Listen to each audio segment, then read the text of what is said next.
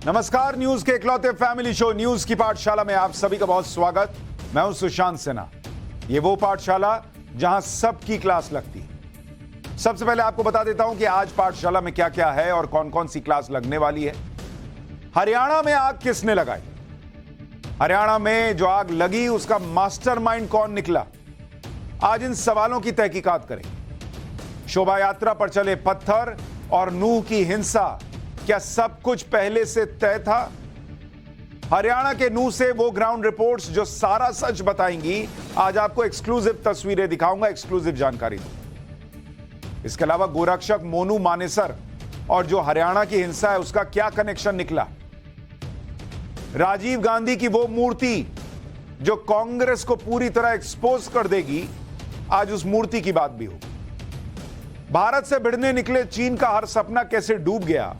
चीन की बर्बादी की वो तस्वीरें आपको दिखाऊंगा जिन्हें देखकर आप हैरान रह जाएंगे कि चीन में यह सब हो रहा है। और आखिर में 46,000 साल बाद वो कीड़ा जाग गया है जो इंसान को अमर बना देगा। और दुनिया की सबसे खतरनाक वॉक का डराने वाला वीडियो भी आपको दिखाऊंगा। लेकिन पाठशाला में पहले दिन भर का रिवीजन, उसके बाद पहली क्लास।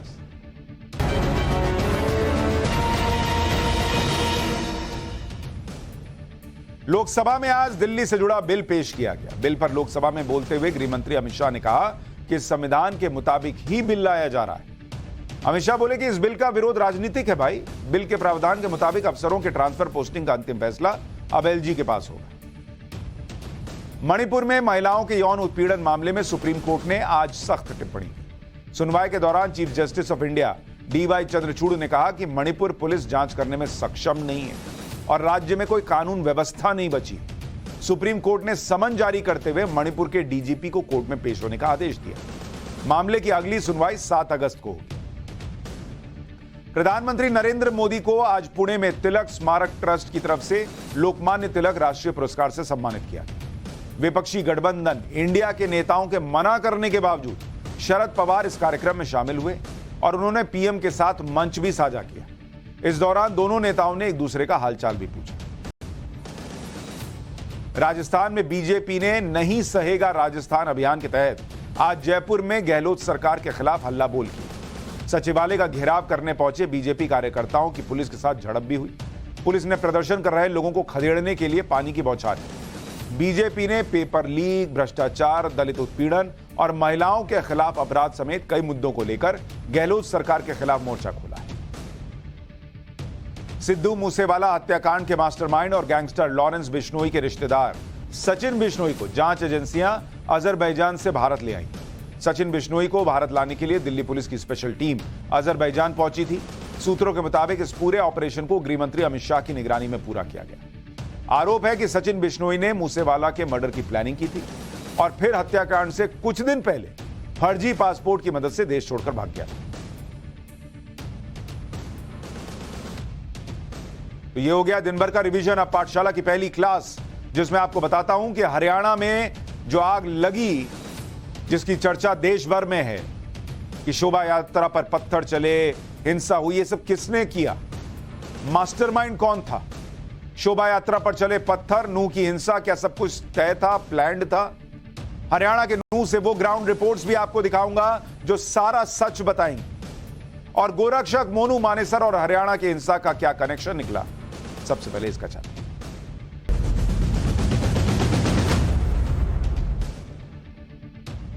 जब पूरी दुनिया में भारत की बात हो रही है, भाई दुनिया बोल रही है ना कि भारत ब्राइट स्पॉट है।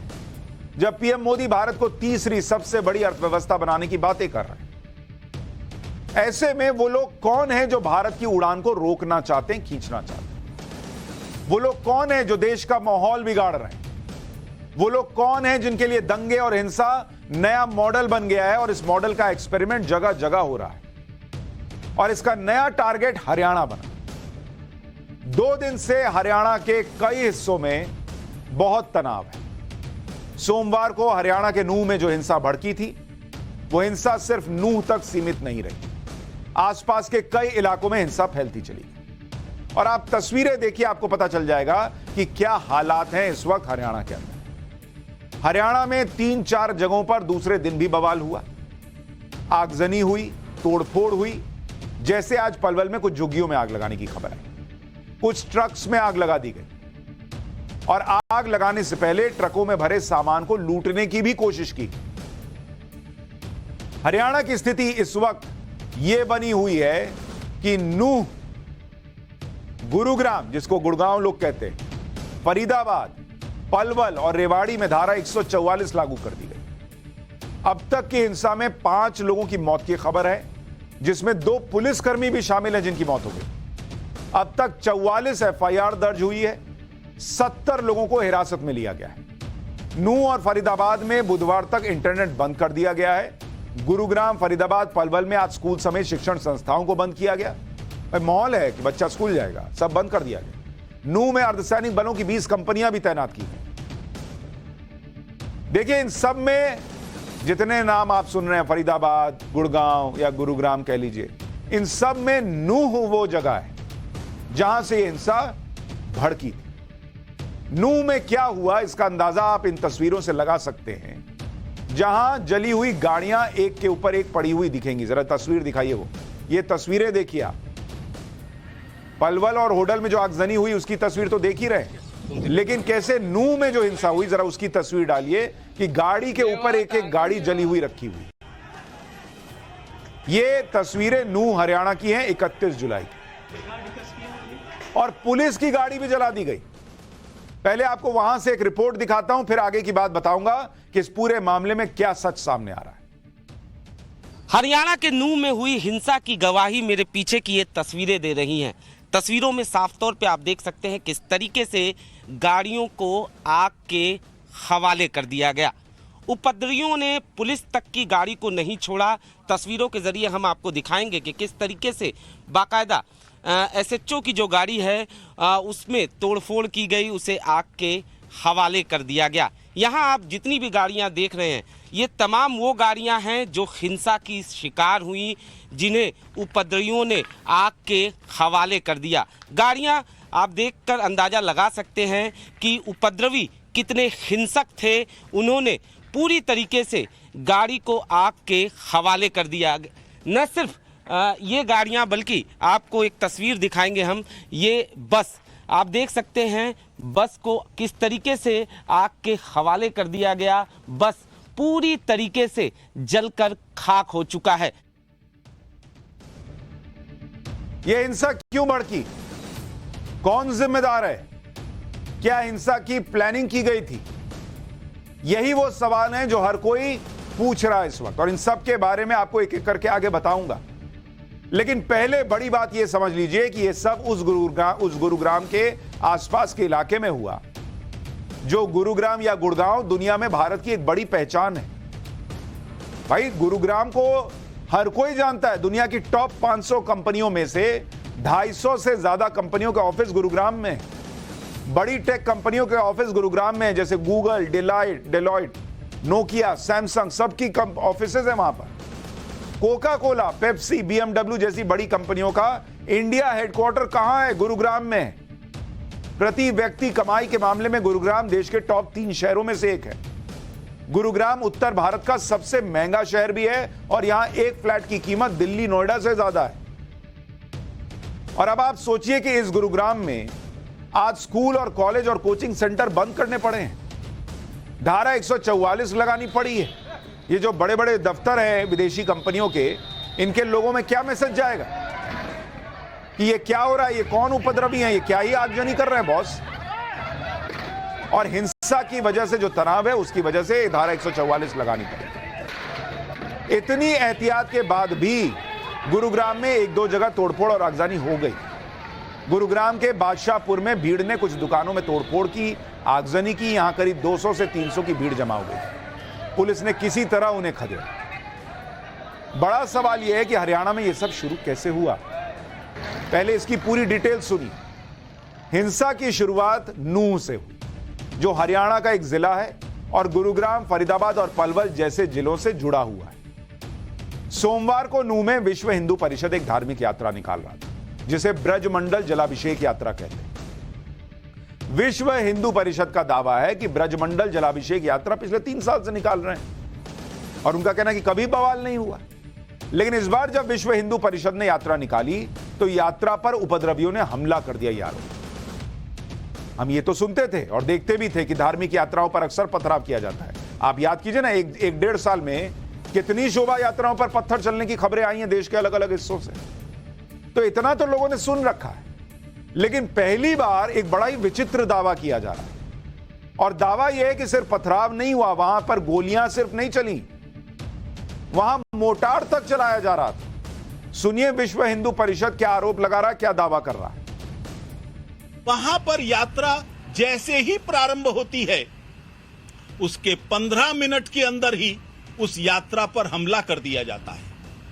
पत्थर फेंके जाते हैं, छतों से पेट्रोल बम फेंका जाता है, गोलियां चलाई जाती हैं और यहां तक कि मोर्टार भी दागी गई।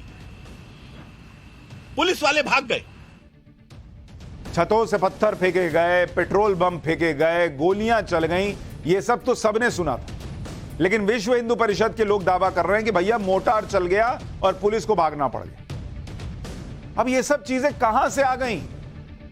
हर बार कैसे ऐसी कोई यात्रा गुजरती है तो पत्थर आ जाते हैं, मुझे तो ये नहीं समझ में आता।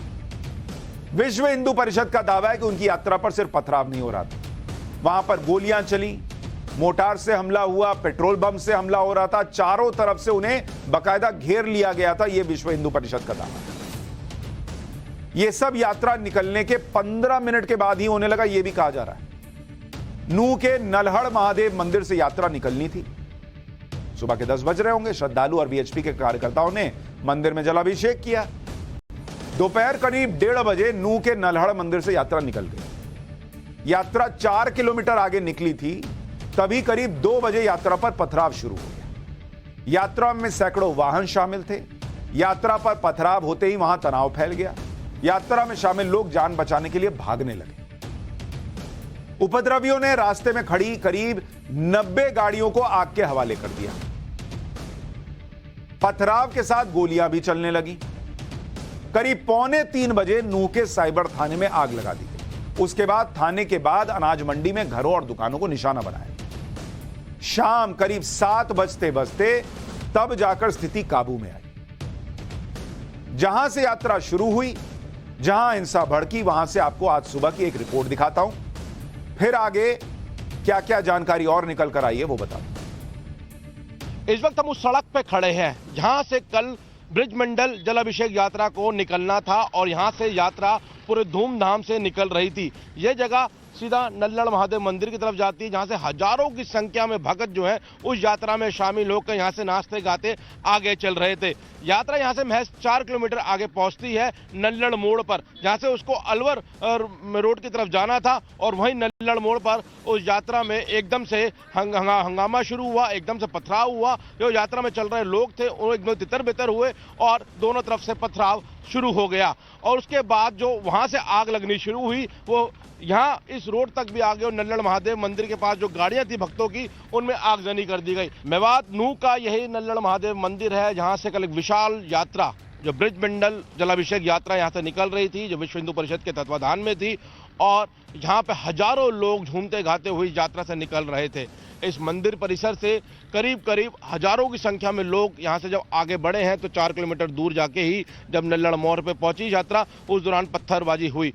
नल्हड़ महादेव मंदिर से जब जलाभिषेक यात्रा आगे बढ़ रही थी तो इस रूट से आ रही थी और यह रूट नल्हड़ महादेव मंदिर से करीब 4 किलोमीटर दूर है और यह नल्हड़ मोड़ है। यहाँ से यात्रा को आगे अलवर रोड की तरफ जाना था। इस तरफ जो यात्रा है वो मुड़ गई थी अलवर मोड़ की तरफ। अचानक जब इस जगह पे पहुंची यात्रा, पथराव यहाँ पे शुरू हो गया। विश्व हिंदू परिषद ने आरोप लगाया है कि जिस मंदिर पर हमला हुआ वो 3 तरफ से पहाड़ियों से घिरा हुआ है। ये वही मंदिर है जिस पर हमले का दावा बीएचपी कर रही है। जरा उसकी तस्वीर भी दिखाइए। उस मंदिर के बारे में भी ये वो मंदिर है।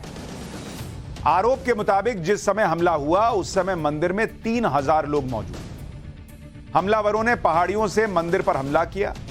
पहाड़ी से ही गोलियों से हमला किया गया। बीएचपी का दावा है कि गोलीबारी में 2 कार्यकर्ताओं को गोली लगी है।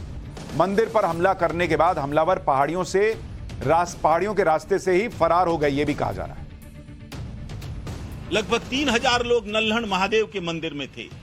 महिलाएं थी, बच्चे थे, वृद्ध थे कार्यकर्ता भी थे। तभी सामने से एक मुसलमानों की भीड़ आती है। नल्हड़ महादेव मंदिर का सीन आप लोगों ने देखा होगा, दिखाया होगा। 3 तरफ पहाड़ियां हैं, एक ही तरफ रास्ता है, वही प्लेन जगह है, और वहां जहां बसें खड़ी थी, कारें खड़ी थी। एक भीड़ आती है मुसलमानों की और वो सारी बसें और कारें जला देते हैं। विस्फोट होने शुरू हो जाते हैं उनके अंदर, क्योंकि पेट्रोल टैंक फटते हैं। उसके बाद गोलियां चलानी शुरू करते हैं। मेरे सामने ही मेरे 2 कार्यकर्ताओं को गोली लगी। आपको यह ध्यान रखना होगा कि हरियाणा के जिस नूह जिले में हिंसा भड़की, उस नूह में करीब 79.2% मुस्लिम आबादी और 20% हिंदू आबादी। नूह में 2022 में हुए नगर निगम चुनाव में कुल 56 बूथ में से 23 बेहद संवेदनशील बूथ घोषित किए गए थे और 22 संवेदनशील। हरियाणा का नूह साइबर क्राइम के लिए भी बहुत कुख्यात है। इसी साल अप्रैल महीने में 102 सदस्यों की पुलिस टीम ने जिले के 320 लोकेशन पर रेड की और 100 से ज्यादा लोगों को पकड़ा। रेड के दौरान 166 फेक आधार कार्ड मिले थे। साल 2022 में करीब 100 करोड़ की साइबर फ्रॉड की बात सामने आई थी, जिसमें कुल 28,000 लोग पीड़ित थे। फ्रॉड के आरोपियों का कनेक्शन नूह जिले से ही बताया गया, यानी यह इलाका अपराधी और उपद्रवी तत्वों का गढ़ माना जाता है। और यह नूह में सोमवार की तस्वीरों से लोगों को दिख भी गया। नूह में जो हिंसा हुई उसकी तस्वीरें बेहद डरावनी। नूह में लोगों के घरों, दुकानों पर हमला हुआ, पत्थरबाजी की गई। तस्वीरें आपको नूह के मेन मार्केट की और उसके आसपास के इलाकों की दिखा रहा हूं। जली हुई दुकानें, जली हुई गाड़ियां, घरों के टूटे हुए गेट, चीख चीख कर बता रहे हैं कि यहां कितने बड़े पैमाने पर उत्पात मचाया। नूह के मेन मार्केट में ही एक मंदिर भी है। उपद्रवियों ने मंदिर पर भी हमला किया। मंदिर के पुजारी के साथ मारपीट का आरोप है। पुजारी की बाइक को आग लगाने का आरोप है। देखिए वहां से यह रिपोर्ट, जिसमें पुजारी खुद बता रहे हैं कि कैसे 2 से 2,500 लोगों की भीड़ ने हमला किया था। इस वक्त हम नूह के मेन मार्केट में मौजूद है। जब यहाँ हिंसा भड़की तो इस मार्केट को भी निशाना बनाया गया। तस्वीरों के जरिए आप देख सकते हैं किस तरीके से तोड़फोड़ की गई, दुकान को आग के हवाले कर दिया गया। इतना ही नहीं, बताया ये जा रहा है, जो स्थानीय लोग हैं उनका ये कहना है कि जब उपद्रवी आए यहाँ पर तो उन्होंने मंदिर को भी निशाना बनाया। हमारे साथ इस वक्त उस मंदिर के जो पुजारी हैं वो मौजूद हैं। सर, कितने बजे के आसपास का इंसिडेंट होगा, क्या कुछ हुआ था? ये 1 बजे से 2-2:30 बजे के बीच की बातें हैं। करीबन 2-2.5 हज़ार इंसान आया यहाँ, उन्होंने दंगा मचाया। दंगा मचाने के बाद में हम तख्त के ऊपर बैठे थे। उन्होंने कहा मंदिर को तोड़ दो, पुजारी को पीट दो। तो वहाँ लेकर के मेरी बाइक लेकर के उन्होंने तोड़ दिया, मंदिर को तोड़फोड़ की है, दरवाज़ा तोड़ दिया। दरवाज़ा तोड़ने के बाद में हमको घेर लिया उन लोगों ने। उन लोगों ने घेरने के बाद में हमसे भी हाथापाई करी। हाथापाई करने के बाद में यहाँ से कुछ लोग गए, वो लोग हमको निकाल करके बाहर ले आए। और बाहर लेने के बाद में ये देखिए, ये हमारी बाइक पड़ी है यहाँ, इस बाइक को भी उन्होंने तोड़ दिया। अच्छा, ये बाइक आपकी है? ये बाइक हमारी है। एक बाइक को भी तोड़ दिया। बाइक को तोड़ने के बाद में हमको धोल थप्पड़ करके हमको इसमें आग भी लगा दी? इसमें आग भी लगा दी। आग लगाने के बाद मंदिर में तोड़ा फाड़ी करी है, इधर भी तोड़ा है, ताला भी तोड़ा है। ये ईंट पत्थर पड़े हैं यहाँ सारे। अच्छा, ये ईंट पत्थर जो हैं, ईंट पत्थर पड़े हैं, ये सारे तोड़ दिए। और ये इधर वाला जो गेट है मंदिर का, ये सारा तोड़ दिया। ये सारा तोड़ दिया इन लोगों ने। ये देखिए, सारा ये सब तोड़ फोड़ इन लोगों ने की है। अच्छा, आप उस वक्त कहाँ पे थे? कैसे आप बचे, कैसे आप निकले वहाँ से? यहाँ से ये जो तख्त रखे हैं यहाँ, ये इधर देखिए। हाँ। ये तख्त पड़े, हम यहाँ बैठे थे दिन में आराम से। अच्छा, यहाँ बैठने के बाद में ये जो पीपल खड़ा है, यहाँ से उन्होंने कहा मंदिर को तोड़ दो, मंदिर को तोड़ दो, इनको मार दो, पीट दो, कुछ भी करो। यहाँ पर ईंट पत्थर कर, यहाँ ईंट पत्थरों से हमारी ऊपर फेंके हैं ये ईंट पत्थर। बाइक तोड़ी है यहाँ हमारी, हम लोगों को। देश में कई बार शोभा यात्राओं पर हमले हुए और हर बार एक नैरेटिव ये आता है कि जो शोभा यात्रा निकल रही थी वो जुमे को निकल रही थी, या उन्होंने मस्जिद के पास कुछ ऐसा लाउड स्पीकर बजा दिया वगैरह वगैरह, ऐसे आरोप लगते। लेकिन इस बार क्या हुआ ये तो किसी को समझ में नहीं आ रहा। और हर बार ये पत्थर कहां से आते हैं, ये गाड़ियां जलाने के लिए पेट्रोल कहां से आता है, ये पेट्रोल बम क्या कोई लोग घर में बना के रखते हैं कि अचानक जरूरत पड़ी और अचानक निकाल कर आ जाते हैं। नूह में अलवर रोड पर अलवर अस्पताल को भी उपद्रवियों ने अपना निशाना बनाया। इसी अस्पताल में हिंसा में घायल लोगों का इलाज चल रहा था। आप देखिए जहां इलाज चल रहा है वहां भी हिंसा हुई। उपद्रवियों को जैसे ही जानकारी मिली कि अस्पताल पहुंच गए और तोड़फोड़ शुरू कर दी आरोपी। अस्पताल के बाहर लगे सीसीटीवी कैमरों में उपद्रवियों का उत्पात कैद हो गया। किस तरह से बेखौफ होकर ये लोग अस्पताल तक पर हमला कर रहे हैं, सीसीटीवी को भी तोड़ने की कोशिश की, यह भी दिखता है। इन तस्वीरों में 6 हमलावर दिखते हैं। ये सभी अपने चेहरे ढककर आए थे। अस्पताल में हुई तोड़फोड़ के बाद वहां क्या हाल है, हमारी टीम ने इसका भी जायजा लिया। अस्पताल से एक रिपोर्ट देखी। इस अस्पताल के अंदर घायल पुलिसकर्मियों को लाया गया था, जिनका इलाज चल रहा था, और कुछ जो लोग घायल हुए थे उनका यहाँ पे इलाज चल रहा था। उसी दौरान दंगाई भीड़ आई और अस्पताल के अंदर जमकर तोड़फोड़ की। देख सकते हैं किस तरीके से तोड़फोड़ यहाँ पे की गई है। अस्पताल के जो कर्मचारी थे, जो इनके मालिक थे, वो खुद अपने को छुपाकर किसी तरीके से छत की तरफ गए और अपने को उन्होंने बचाया, लेकिन यहाँ जो लोग थे उनका इलाज यहाँ चल रहा था। यही कारण है कि यहाँ पर जमकर तोड़फोड़ की गई। यह अस्पताल परिसर आप देख रहे हैं, पूरा अस्पताल परिसर के अंदर तोड़फोड़ की गई है और जमकर तोड़फोड़ की गई है। ये यहाँ देखिए बेड है, इन बेड्स पे ही वो मरीज पड़े हुए थे जिनकी इस दंगे के दौरान चोट लग रही थी, उनका यहाँ इलाज चल रहा था और यहाँ पर ये तोड़फोड़ की गई है। ये बाहर का शटर है, ये शटर खुला हुआ था। उसके बाद यहाँ पे जो दंगाई आए हैं उन्होंने इस शटर को बंद करने की कुछ ने कोशिश भी की, लेकिन कुछ आए उन्होंने शटर उठाकर और यहाँ पर तोड़फोड़ शुरू कर दी। देख सकते हैं किस तरीके से यहाँ पे कांच बिखरा हुआ है। और ये अंदर की तरफ देखें तो अंदर भी पूरा जो ग्लास का जो गेट है उसमें जमकर तोड़फोड़ की है। यानी दंगाइयों ने कल ना तो घर देखे, ना दुकानें देखी, ना अस्पताल देखे। चलिए कोई 1 सेकंड के लिए, हालांकि हिंसा तो कोई भी जायज नहीं ठहराई जा सकती, लेकिन कोई 1 सेकंड के लिए यह कह दे कि शोभा यात्रा निकल रही थी, किसी को गुस्सा आ गया, फलाना ढमकाना जो बातें कही जाती हैं, और पत्थर चल गए, आगजनी हो गई। अस्पताल में कौन जाके हिंसा करता है जी? वहां हिंसा हो गई, वहां जो घायल हैं उनको इलाज मिलना है और वहां भी जाके हिंसा हो रही है। कैसी विकृत मानसिकता है। कल नूह से फैली हिंसा सोहना तक पहुंची। सोहना में भी उपद्रवियों ने जमकर उत्पात मचाया। सोहना में भीड़ ने लोगों और घरों पर पथराव किया, दुकानों को लूटने की कोशिश हुई, कई दुकानों को तोड़ दिया गया, गाड़ियों को आग के हवाले किया, एटीएम तक को उपद्रवियों ने तोड़ दिया। स्थानीय लोगों के मुताबिक सोहना में शाम 5 बजे से हिंसा शुरू हुई और रात को 9 बजे तक उत्पात मचता रहा। वहां से एक रिपोर्ट देखी। हरियाणा के नूह से शुरू हुई नफरत की आग सोहना में जब पहुंची तो तस्वीरें आप साफ तौर पे देख सकते हैं किस तरीके से यहाँ पर हिंसा की तस्वीरें आपको देखने को मिलेगी। ये दुकान जो है इसमें जमकर तोड़फोड़ की गई, पथराव किया गया। आपसे जानना चाहेंगे सर, कितने बजे के आसपास ये शुरू हुआ था? ये 5 बजे के आसपास। 5 बजे के आसपास। हाँ। 5 से 5:30 के बीच लोग आके यहाँ पे फायरिंग की उन्होंने और यहाँ पूरा जमावड़ा लगा हुआ था 5 बजे से लेके और रात को 9 बजे 9:30 बजे तक पूरा जमावड़ा। पुलिस प्रशासन कोई भी नहीं आया, कोई भी पुलिस प्रशासन एक भी बंदा यहाँ नहीं था। इसमें आग लगाई जा रही थी, बिल्कुल हम लोग बेबस थे सर। बिल्कुल इन छतों के ऊपर से सर पत्थर चल रहे थे, इन छतों के ऊपर से ये पत्थर आपके सामने पड़े हुए, इधर हम लोग बेबस होके खड़े होके देख रहे थे। हम लोग कुछ भी नहीं कर पा रहे थे और तमाम यहाँ 8-8, 10-10 साल के लड़के यहाँ से पत्थरबाजी कर रहे थे सर। इतने बड़े पैमाने पर अचानक हिंसा हो जाए ये समझना ही मुश्किल है। ऐसा लग रहा है कि इसके पीछे बड़ी प्लानिंग है और इस प्लानिंग के संकेत सोशल मीडिया पर दिखे भी। सोशल मीडिया पर पहले से माहौल बन चुका था कि नूह में कुछ बड़ा होने वाला है। सोशल मीडिया पर एक दूसरे को चैलेंज दिया जा रहा था। यह सब हो रहा था कि मोनू मानेसर नाम के एक व्यक्ति के नाम पर। यह मोनू मानेसर कौन है, उसका इतिहास क्या है, यह भी आपको बताता हूं। मोनू मानेसर का असली नाम मोहित यादव है और वो बजरंग दल का सदस्य है। गुरुग्राम के पास मानेसर से संबंध होने की वजह से इसका नाम मोनू मानेसर पड़ा। मोनू मानेसर नूह और मेवात के इलाकों में गोरक्षक के तौर पर जाना जाता है। मोनू मानेसर बजरंग दल के गोरक्षक दल का हरियाणा में अध्यक्ष भी। 2019 में गो तस्करों का पीछा करते समय मोनू मानेसर को गोली लग गई थी। मोनू मानेसर पर इसी साल फरवरी में भिवानी में 2 युवकों की हत्या का आरोप भी लगा। इस घटना के बाद मोनू मानेसर फरार चल रहा है और सोशल मीडिया पर एक्टिव रहता है।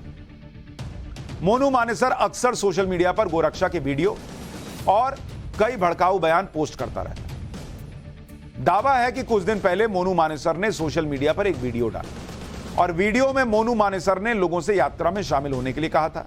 और मोनू मानेसर ने इस वीडियो में क्या क्या कहा था, पहले एक बार इस वीडियो को सुनिए, फिर बताता हूं कि इसके बाद सोशल मीडिया पर क्या शुरू हुआ।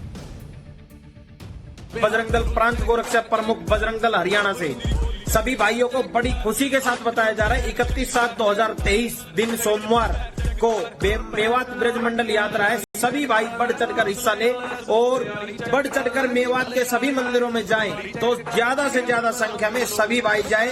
हम खुद यात्रा में शामिल रहेंगे और हमारी पूरी टीम यात्रा में शामिल रहेगी। तो सभी भाई जोरों शोरों से गौ माता का नाम लेकर, प्रभु श्री राम का नाम लेकर और मेवात यात्रा में बढ़ चढ़कर हिस्सा ले। जय गौ माता, जय श्री राम, जय सभी भाइयों की। अब जो लोग सब कुछ मोनू मानेसर के सिर पर फोड़ रहे हैं कि वो आने वाला था इसलिए ये सब हो गया, इस वीडियो में तो उसने किसी हिंसा की बात नहीं की। इस वीडियो में इसने किसी और संप्रदाय की बात नहीं की। मोनू मानेसर कह रहा है कि भाई मेवात में एक ऐसी ऐसी यात्रा निकल रही है, सारे लोग आइए, शामिल होइए। मोनू मानेसर ने लोगों को यात्रा में शामिल होने के लिए कहा, खुद यात्रा में शामिल होने की बात कही, जिसके बाद दूसरी तरफ से मोनू को सोशल मीडिया पर ही धमकियां मिलनी शुरू हो गई।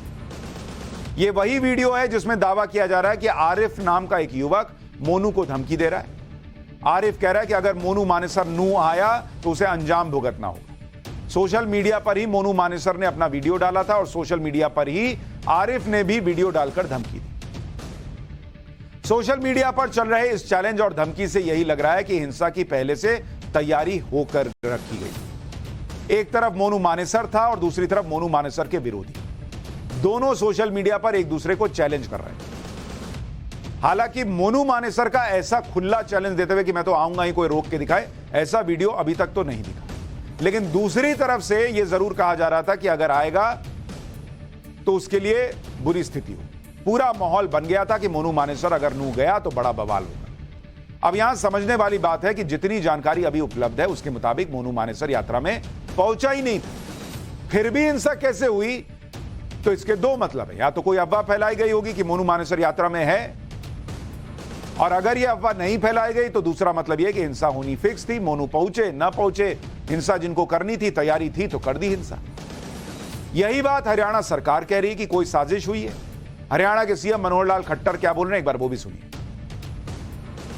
समाज की एक यात्रा जो हर वर्ष निकलती थी उसका आयोजन किया जा रहा था और कुछ लोगों ने एक षड्यंत्र रच करके उस यात्रा पर आक्रमण करना शुरू किया और आक्रमण न केवल यात्रा पर बल्कि पुलिस के ऊपर भी उन लोगों ने किया, जिसके परिणाम स्वरूप यात्रा को भी भंग किया गया और बहुत से स्थानों पर आगजनी की घटनाएं हुई, गाड़ियां जला दी गई। निश्चित रूप से एक बड़े षड्यंत्र का कहीं ना कहीं हिस्सा लगता है। केंद्रीय सुरक्षा बल 16 कंपनीज वहाँ पहुँच चुकी हैं, 30 कंपनीज हरियाणा पुलिस की भी वहाँ पहुँची हैं। इन सब ने नू में स्थिति को सामान्य किया है। आसपास के जिलों में भी छुटपुट घटनाएं जो हुई थी, चाहे वो पलवल की हैं, गुरुग्राम की हैं अथवा फरीदाबाद की हैं, उन सब पर काबू पा लिया गया है। यानी साजिश वाला एंगल खुद मुख्यमंत्री भी कह रहे हैं और यह दिख भी रहा है कि हिंसा होना तय था, क्योंकि जिस मोनू मानेसर के नाम पर पूरा बवाल किया गया, उस मोनू मानेसर के खिलाफ काफी समय से लोगों को भड़काया जा रहा था और इसमें कई लोग जुटे हुए। एक नाम असदुद्दीन ओवैसी का भी है। इसी साल मार्च में ओवैसी ने मोनू मानेसर को लेकर क्या कहा था, आप सुनिए, आपको पता चल जाएगा कि भीड़ के अंदर, लोगों के अंदर वहां पर मोनू मानेसर को लेकर इतना गुस्सा क्यों था। एक हरियाणा में एक बहुत बड़ा ये गांव रक्षकों का एक ग्रुप बन चुका है, उसका एक बहुत बड़ा लीडर बन चुका है, वो उसके हाथ में हथियार है, लाइसेंस वेपन है। तो मोदी जी उससे कहते हैं कि तू मोनू डार्लिंग है मेरे लिए। इनके लिए मोनू डार्लिंग, और मोदी जी हम आपके डार्लिंग नहीं है क्या? जिसके हाथ में हथियार वो आपका डार्लिंग, जो गरीबों को पीटता है वो डार्लिंग, जो जुनैद और नसीर को मारता वो डार्लिंग। और हम क्या है मोदी जी बताइए आप? आपकी हरियाणा में आपकी सरकार और आपकी सरकार की तरफ से जुल्म और ज्यादती की जाती है। यानी मोनू मानेसर को लेकर असदुद्दीन ओवैसी जो कह रहे थे, उसमें वो खुद कह रहे हैं कि लाइसेंसी हथियार है मोनू मानेसर के पास। और फिर कहते हैं हथियार लेकर घूम रहे।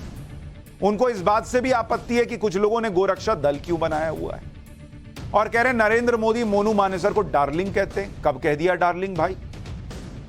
सवाल यह है कि अगर मोनू मानेसर नू जाता भी और यात्रा में शामिल भी होता तो क्या इससे किसी को यात्रा पर हमला करने की छूट मिल जाती है? आपको मोनू मानेसर नहीं पसंद है तो आप पत्थर चला देंगे, आप पेट्रोल बम फेंक देंगे, आप वहां गाड़ियों में आग लगा देंगे। इस देश में संविधान है, कानून है कि आपका हिसाब चलेगा बॉस, कि मोनू मानेसर पसंद नहीं है, यात्रा में आया तो पूरी यात्रा पे हमला हो जाएगा। तमाशा चल रहा है। हरियाणा पुलिस भी कह रही है कि हर बार यात्रा शांतिपूर्ण तरीके से निकलती थी और यही पुलिस थी जो यात्रा को पूरी सुरक्षा देती थी, लेकिन इस बार यात्रा पर हमला हो गया। तो इसकी वजह क्या है, इसकी जांच की जा रही है। हरियाणा पुलिस का पक्ष भी सुन लीजिए। ये जो है प्री प्लानिंग, ये सारे एक विश्लेषण, ये एक बार इन्वेस्टिगेशन का हिस्सा है। एफआईआर दर्ज हो रही हैं, टीमें हमारी जो हैं अलग अलग 3 जिला पुलिस प्रमुखों के तहत इन्वेस्टिगेशन टीम बनाई गई हैं। तो जांच के दौरान अगर कोई प्री प्लानिंग है या कोई कॉन्स्पिरेसी या कुछ भी है, आज की तारीख में कुछ भी कहना मेरे लिए एक एज अ इन्वेस्टिगेटिंग ऑफिसर मैं तय नहीं कर पाऊंगी, परंतु ऐसी कुछ भी परिस्थिति होती है, कोई भी इस तरह की आती है इन्वेस्टिगेशन में, तो उस पर भी सख्त से सख्त कार्रवाई की जाएगी। देखिए, मैं इसको ये नहीं कहूँगी इंटेलिजेंस फेलियर है, ठीक है। अगर जैसे वीडियो आया था, काफ़ी भड़काऊ वीडियो था, काउंटर वीडियो भी आया है, तो पुलिस ने दोनों पर इमीडिएटली एक्शन लिया था, फोर्स की डिप्लॉयमेंट की थी। ऐसा नहीं कि यह यात्रा पहली बार हुई है, यात्राएं पहले भी हुई हैं और होती रही हैं और बड़े शांतिपूर्ण माहौल में हुई हैं, और पहले भी यही फोर्स थी जो उसको पीसफुली करती थी। इस बार परिस्थिति क्यों बिगड़ी, ये एक जांच का विषय है, जिसके बाद ही कोई इस बारे में ओपिनियन कायम की जा सकती है। हरियाणा पुलिस अपनी सफाई दे रही है, लेकिन सवाल तो उठ ही रहा है कि जब इतना संवेदनशील मामला था, एक धार्मिक यात्रा निकल रही थी, तो पुलिस हिंसा को रोकने में फेल कैसे हो? अगर सोशल मीडिया पर धमकियां चल रही थी तो यह पुलिस को दिखा नहीं? इतनी तैयारी हो गई, पेट्रोल बम बन गया, पत्थर इकट्ठा हो गए, पुलिस की अपनी लोकल इंटेलिजेंस फेल थी। और यह मैं हर बार देख रहा हूं, देश के किसी भी हिस्से में शोभा यात्रा निकलती है, पत्थर चल जाते हैं, हिंदू पिट जाते हैं, हंगामा हो जाता है, आगजनी हो जाती है, उसके बाद हिंसा भड़क जाती है और पुलिस जो है वो ये कहती है सब प्लानिंग थी। अरे भैया, प्लानिंग तुमने रोकी क्यों नहीं? ये ऐसे लोग जो हैं ये कैसे खुले में घूमते हैं और बाद में क्यों पकड़े जाते हैं? देखिए, 2 बातें चर्चा में। पहली बात यह कि या तो पुलिस उपद्रवियों के सामने बेबस थी, कुछ कर नहीं सकती थी, या फिर दूसरी बात यह कि अगर पुलिस बेबस नहीं थी तो फिर उपद्रवियों की इतनी हिम्मत कैसे हुई? पुलिस को यह भी पता होगा कि यह संवेदनशील इलाका है। अगर उसे कोई गड़बड़ की आशंका थी और वो इसे संभालने में खुद को बेबस समझती तो उसे बाहर से फोर्स बुलवानी चाहिए थी, क्योंकि शोभा यात्रा की परमिशन तो आपने दी। आपको पता है संवेदनशील इलाका है, जहां आप चुनाव करते हैं तो वहां बूथों को अति संवेदनशील घोषित करना पड़ता है। वहां से शोभा यात्रा निकल रही थी और आपकी इतनी तैयारी नहीं थी कि 2-2.5 हजार की भीड़ वहां पर आकर जो शोभा यात्रा में लोग थे उन पर पत्थर चला के चली गई। एक मतलब यह भी निकलता है कि इस पूरे मामले को बहुत हल्के में लिया गया, जिसका नतीजा हिंसा के तौर पर दिखा है। लेकिन कई सवालों के जवाब अभी मिलने बाकी हैं। हर बार ऐसा कैसे होता है कि इस तरह के हमला करने वाली भीड़, उसके पास बड़ी संख्या में पत्थर आ जाते हैं, पेट्रोल बम आ जाता है, और देश के अलग अलग हिस्सों से ऐसी खबरें आती हैं, हर बार यही पैटर्न दिखता है। और क्या हर बार प्रयास यही रहता है कि देश का माहौल बिगड़े, देश की अर्थव्यवस्था जो ऊंचाइयां छू रही है उसमें ब्रेक लगे? इन सारे विषयों पर सोचने की और गंभीरता से मंथन करने की जरूरत है। हरियाणा में जो उत्पात मचा वो तो आपको दिखाया।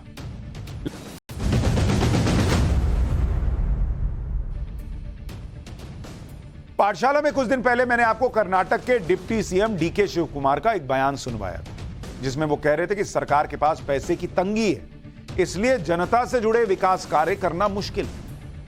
लेकिन जहां पॉकेट में पैसा नहीं है पब्लिक के काम के लिए, वहीं से इस बीच खबर आई कर्नाटक से कि कर्नाटक सरकार बेंगलुरु में पूर्व प्रधानमंत्री राजीव गांधी की कांसे की मूर्ति लगवाएगी और इस मूर्ति में 1 करोड़ रुपए से ज्यादा का खर्च आएगा, जिसके लिए बाकायदा टेंडर निकाल दिया गया है। अरे बॉस, जब सरकार के पास जनता के लिए पैसा नहीं है, वहां आप कह रहे हैं कि कैसे पैसा दें, हमने तो चुनावी वादा किया था उसमें सब पैसा लग जा रहा है, विकास कार्य करना मुश्किल हो गया है। तो राजीव गांधी की मूर्ति लगाने के लिए पैसा कहां से आ रहा है?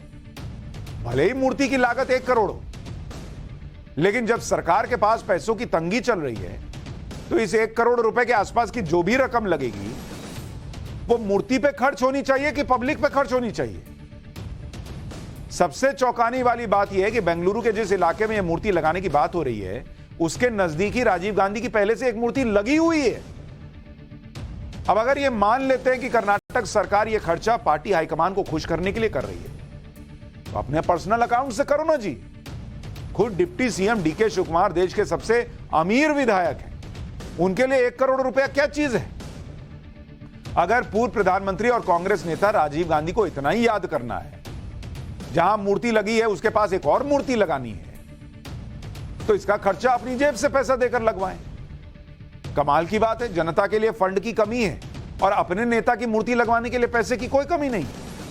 कुछ दिन पहले डीके शिवकुमार ने क्या कहा था आपको सुनवाऊंगा, लेकिन उससे पहले मूर्ति के लिए कर्नाटक सरकार कितनी जल्दी में है उसके बारे में भी आपको बता देता हूं। बेंगलुरु में शेषाद्रीपुरम जंक्शन पर राजीव गांधी की कांसे की प्रतिमा लगाने के लिए बेंगलुरु नगर निगम ने टेंडर जारी किया। इसके लिए बीबीएमपी यानी बृहत बेंगलुरु महानगर पालिका ने 28 जुलाई को स्थानीय अखबारों में विज्ञापन दिया। तो विज्ञापन देने में पैसा अलग खर्च हुआ होगा। कांसे की यह मूर्ति 7 मीटर यानी करीब 23 फीट ऊंची होगी और इसका वजन करीब 800 किलो होगा। मूर्ति की लागत 1 करोड़ 5 लाख रुपए के करीब आकी गई है। यह बेंगलुरु की 5वीं सबसे महंगी मूर्ति होगी। हालांकि इस सड़क पर राजीव गांधी की पहले से ही एक मूर्ति लगी हुई है, लेकिन वो कंक्रीट और प्लास्टर ऑफ पेरिस के मटेरियल से बनी, इसलिए इस बार कांसे की मूर्ति लगाई जाएगी। कर्नाटक सरकार बेंगलुरु के जिस इलाके में यह मूर्ति लगाना चाहती है वहां पिछले कुछ वर्षों से रीडेवलपमेंट का काम चल रहा है, लेकिन अब कांग्रेस की सरकार इस मौके का पूरा लाभ लेते हुए वहां अपने नेता और पूर्व प्रधानमंत्री राजीव गांधी की मूर्ति लगाना चाहती है। यह वही कांग्रेस की सरकार है जो कुछ दिन पहले तक फंड की कमी की मजबूरियां गिना रही थी। कुछ दिन पहले 27 जुलाई को कर्नाटक के डिप्टी सीएम डीके शिवकुमार ने कह दिया कि इस साल कांग्रेस की सरकार राज्य में विकास नहीं कर सकती क्योंकि वित्तीय समस्या है, और यह वित्तीय समस्या इसलिए है क्योंकि सरकार को चुनाव में दी गई 5 गारंटी पूरी करनी है, यानी फ्री वाले चुनावी वादों को पूरा करने के लिए फंड का इस्तेमाल पूरे राज्य के विकास पर नहीं हो पाएगा। डीके शिवकुमार ने यह माना कि पैसों की तंगी की वजह से कुछ विधायकों को समस्या है क्योंकि वो अपने क्षेत्र में जनता के लिए काम नहीं करवा पा रहे। डीके शिवकुमार ने अपनी मजबूरी जताते हुए कहा था कि विधायकों को समझना पड़ेगा, धैर्य रखना पड़ेगा, क्योंकि कुछ वित्तीय मुद्दे हैं, हमें अपने चुनावी गारंटी को लागू करने के लिए 40,000 करोड़ रुपए अलग से निकालने होंगे। एक बार फिर से उनका बयान सुनवाता हूं और फिर आप सोचिए कि जिसके पास इतने पैसे की कमी हो क्या वो मूर्ति पर पैसे खर्च करेगा? ಬೇರೆ ಟೈಮಲ್ಲಿ ನಮಗೆ ಟೈಮು ಭಾಳ ಬ್ಯುಸಿ ಇತ್ತು. ಆ ದೃಷ್ಟಿಯಿಂದ ಮುಖ್ಯವಾಗಿ ಕೆಲವು ಫೈನಾನ್ಷಿಯಲ್ ಕನ್ಸ್ಟೆಂಟ್ಸ್ ಆಗಿದೆ. ನಮಗೂ ಗೊತ್ತಿದೆ ನಾವು ಈ ಸ್ಕೀಮ್ನ ಇಂಪ್ಲಿಮೆಂಟ್ ಮಾಡಬೇಕು. ಅದಕ್ಕೆ ಎಲ್ಲರೂ ಪಾಪ ಭಾಳ ಆಸೆರಿದ್ದಾರೆ. ಆ ಮಾತು ಕೊಟ್ಬಿಟ್ಟಿದ್ದೀವಿ, ಈ ಮಾತು ಕೊಟ್ಟಿದ್ದೀವಿ ಅಂತೆಲ್ಲ ಸ್ವಲ್ಪ ಈ ವರ್ಷ ಸ್ವಲ್ಪ ಹೋಲ್ಡ್ ಮಾಡಿ ಅಂತ ಎಲ್ಲರಿಗೂ ಹೇಳ್ತಾ ಇದ್ದೀನಿ. ನನ್ನ ಇಲಾಖೆಲ್ಲೇ ಹೇಳ್ತಾ ಇದ್ದೀನಿ, ಒಬ್ಬೊಬ್ಬ ಶಾಸಕರು 10 ಕೋಟಿ 100 ಕೋಟಿ 200 ಕೋಟಿ 300 ಕೋಟಿ ರೂಪಾಯಿ ಕೆಲಸ ಕೇಳ್ತಾ ಇದ್ದಾರೆ. ಎಲ್ಲಿ 300 ಕೋಟಿ ಕೆಲಸ ನಾವು ಕೊಡೋಕ್ಕಾಗಲ್ಲ. ಸ್ವಲ್ಪ ನೀವು ಹೋಲ್ಡ್ ಮಾಡ್ಕೊಳ್ಳಿ ಅಂತ ಎಲ್ಲರೂ ತಾಳ್ಮೆ ಹೇಳ್ತಾ ಇದ್ದೀವಿ. ಜೊತೆಗೆ डिप्टी सीएम डीके शिवकुमार विधायकों से कह रहे हैं कि थोड़ा धैर्य रखो, पैसा नहीं अभी विकास का काम करना। अरे बॉस, तो थोड़ा धैर्य आप भी रख लेते, राजीव गांधी जी की मूर्ति बाद में लगा लेते। नहीं, राजीव गांधी जी की मूर्ति अभी लगेगी, पैसा है नहीं है जो भी। अच्छा चलिए 1 मिनट के लिए मान लेते हैं कि 1 करोड़ रुपए बहुत मामूली रकम, लेकिन गरीब आदमी के लिए तो बड़ी रकम है। अगर कांग्रेस सरकार को मूर्ति लगाकर अपने हाईकमान को खुश करना भी है तो इसमें अपनी जेब से पैसा लगा सकते थे, लेकिन वो डीके शिवकुमार जिनकी खुद की संपत्ति 1413 करोड़ रुपए है और 44% की स्पीड से बढ़ रही है, उनका खुद का रियल एस्टेट का बहुत बड़ा काम भी है, वो भी अपनी जेब से पैसा नहीं लगा रहे। टेंडर निकला। कर्नाटक में कांग्रेस की सरकार जो कर रही है वही हाल दिल्ली में अरविंद केजरीवाल की सरकार का है। आपको याद होगा कि केजरीवाल सरकार रैपिड रेल के प्रोजेक्ट के लिए अपनी तरफ से पैसा देने को लटका रही थी, लेकिन सुप्रीम कोर्ट ने कह दिया था कि अगर विज्ञापन के लिए 3 साल में 1000 करोड़ रुपए से ज्यादा खर्च किए जा सकते हैं तो फिर इंफ्रास्ट्रक्चर प्रोजेक्ट में भी योगदान दिया जा सकता है। आप इनके विज्ञापन का खर्च देख लीजिए जो सुप्रीम कोर्ट में बताया गया था।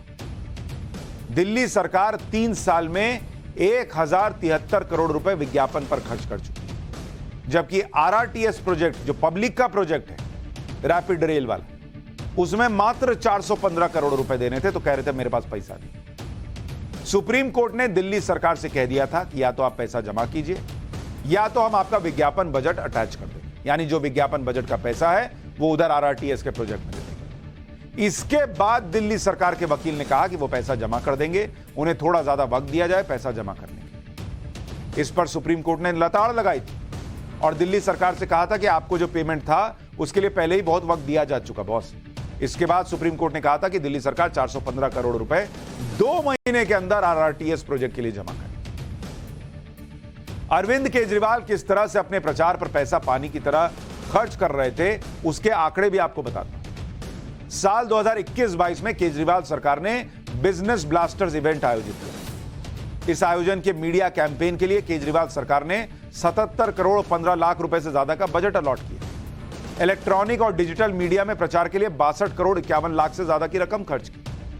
प्रिंट मीडिया पर 5 करोड़ 89 लाख रुपए का खर्च कर दिया। आउटडोर मीडिया यानी पोस्टर बैनर के प्रचार में 8 करोड़ 75 लाख रुपए खर्च हुए। बिजनेस ब्लास्टर्स इवेंट के प्रचार और आयोजन में कुल 150 करोड़ रुपए खर्च हुए। यानी प्रचार के लिए पैसा है, पब्लिक के लिए प्रोजेक्ट के लिए पैसा नहीं। वहां मूर्ति के लिए पैसा है लेकिन पब्लिक के लिए पैसा नहीं। अब ये नेता इतिहास में अमर होंगे या नहीं ये तो मुझे नहीं पता, लेकिन क्या इंसान कभी अमर हो सकता है? पाठशाला में अब 46,000 साल बाद जागे उस कीड़े का चैप्टर जिसके बारे में दावा है कि वो इंसान को अमर बना सकता है।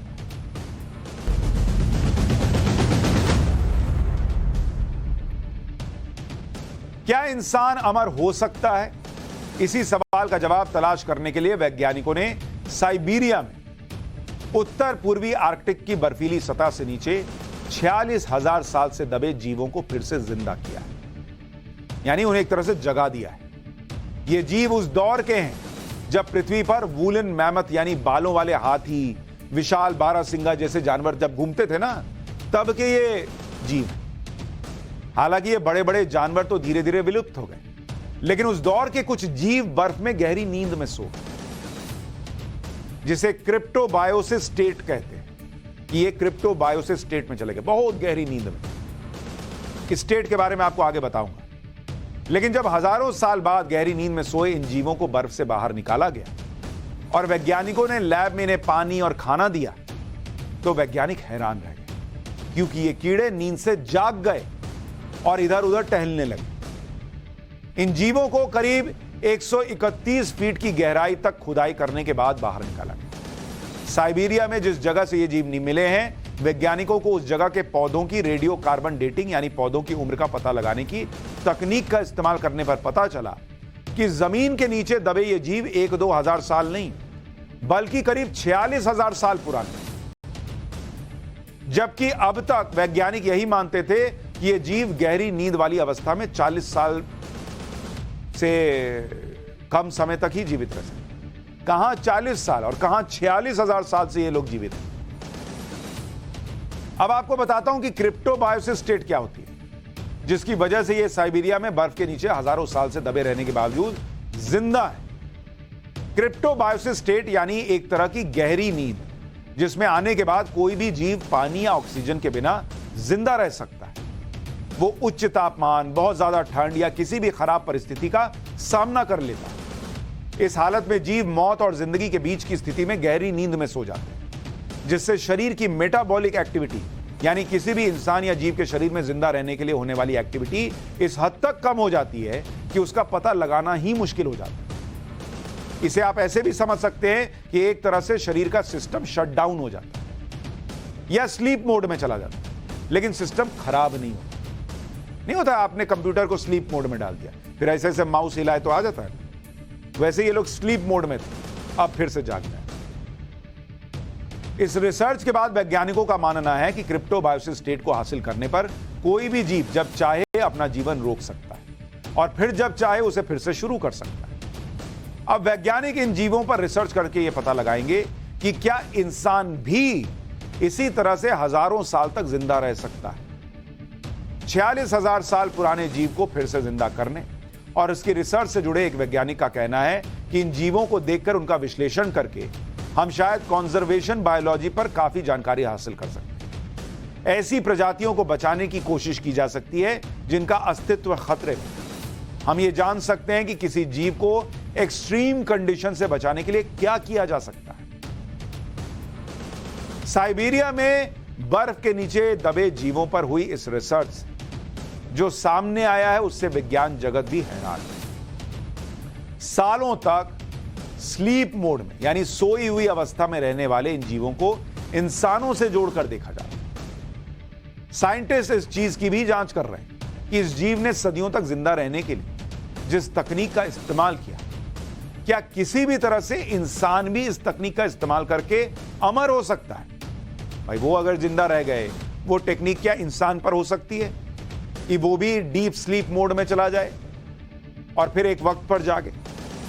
हालांकि ये पहली रिसर्च नहीं है। इससे पहले गूगल के पूर्व कंप्यूटर वैज्ञानिक रे कुर्जवील तो इंसानों के अमर होने का दावा तक कर चुके हैं। रे कुर्जवील का दावा था कि 2030 तक नैनो बोट्स की मदद से इंसान अमर हो जाए। दरअसल नैनो बोट्स बहुत छोटे छोटे रोबोट्स हैं जिन्हें आप नंगी आंखों से देख भी नहीं पाएंगे। नैनो बोट्स का साइज 50 से 100 नैनोमीटर होता है। ये इतने छोटे होते हैं, इसका अंदाजा आप लगाइए कि जिस कागज का हम इस्तेमाल करते हैं उसकी मोटाई करीब 1 लाख नैनोमीटर होती है। तो सोचिए ये उससे भी छोटे हैं। गूगल के पूर्व कंप्यूटर वैज्ञानिक रे कुर्जवील का दावा है कि नैनो टेक्नोलॉजी के सेक्टर में इतना विकास हो चुका है कि जल्द ही ये नैनो बोट्स इंसानों की नसों में दौड़ेंगे।